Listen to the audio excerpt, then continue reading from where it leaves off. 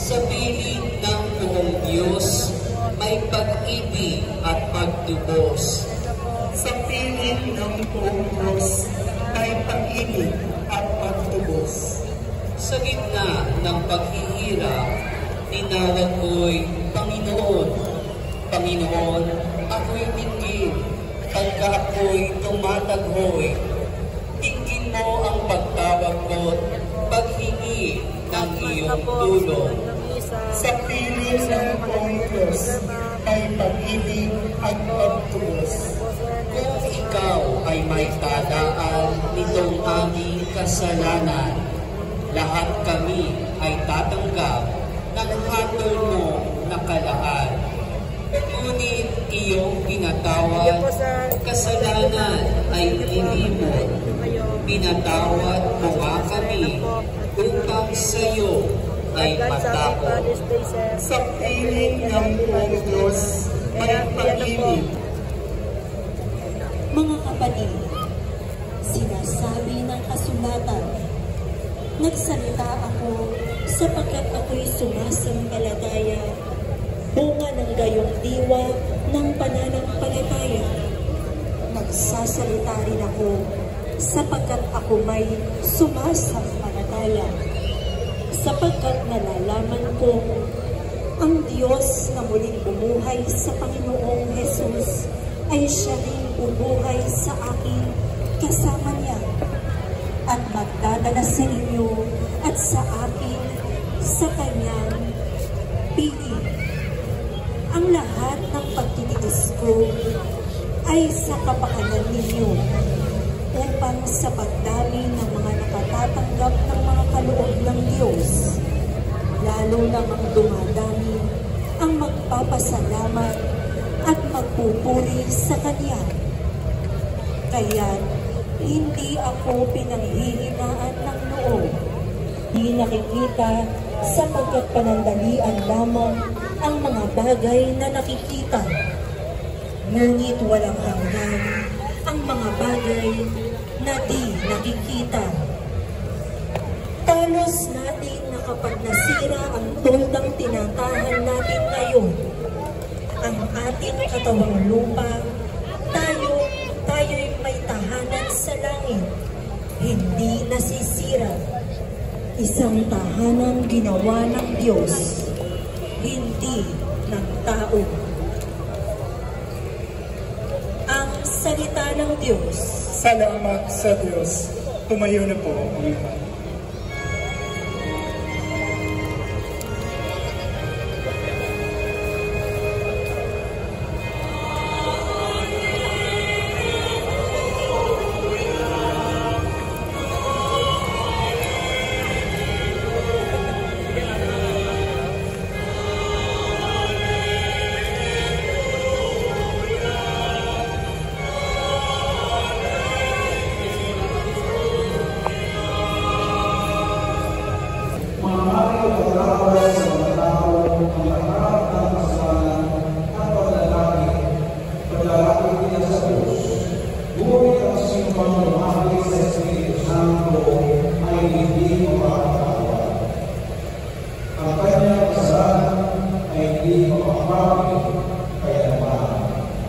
Sinabi ni Jesus sapagkat ang sabi nila, pinangalihan siya ng masawang espiritu.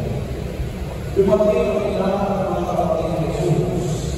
Sila'y nasa labas ng bahay at pinatawag siya. Noon naman ay maraming mga nakaupo sa paligid ni Jesus. At may nasabi sa kanya, "Nariyan po sa labas ng iyong yaman mga kapatid, pinatawag kayo." Sino ang aking yaman mga kapatid? Ang Jesus. Tumingin siya sa mga nakaupo sa paligid niya at nagbiba. Ito ang aking yaman mga kapatid. Sapagkat ang sino ang tumagalimang sa kalooban ng Diyos ay siya ang ina at mga kapatid. Puri ka sa bawat kasatuan. Yan ang aking sa Panginoon, binigyan namin ang hindi ngayong ikasapong linggo ng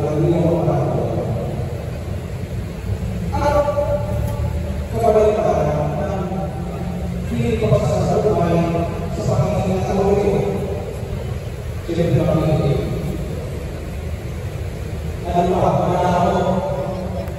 akin ito, amin na ito, hindi ka kasali ito. Kaya hindi ka katoliko o hindi ka katoliko, kaya hindi ka kumikilala sa Diyos, wala ka rin paki, akin lang ito, pagkakas sa sarili. At alam mo, pag pumapasok ang pagkakas sa sarili, makapasok din naman ang pagiging makasalanan.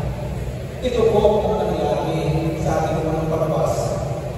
Ang ating mga pagbasa kasi hindi ito pwede talaga sa pagkakas ng ito po ay pagsusuri sa pagkakasala ng tao sa mata ng sounds pamilya. Ano po? Ay Father, luma na yan. Biblia, kailan ba yan sinulat? Luma na po yan. Huwag nang maniwala doon. Yun. At ano pa? Huwag kayong maniwala. Ito. Talagang pinuntirya niya ang pagkamakasarili. Huwag kayong maniwala. Kasi sa katunayan, kapag kayo'y tumuligsa sa atas ng Diyos, kapag kayo lumabas, pinakialaman niyo ang kung ayaw niyang pakialaman sa iyo, sa inyo, matutulan kayo sa Kanya.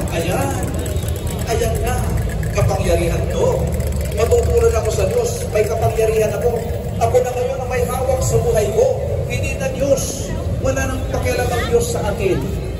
Yan ang pagkakasala. Di ba't ganon din tayo? O kaya, may Diyos pa, konting-kunti na lang natitira. Gagawin ko, may kasalanan, pero taghirap eh. Maiintindihan to ng Diyos. Ayan.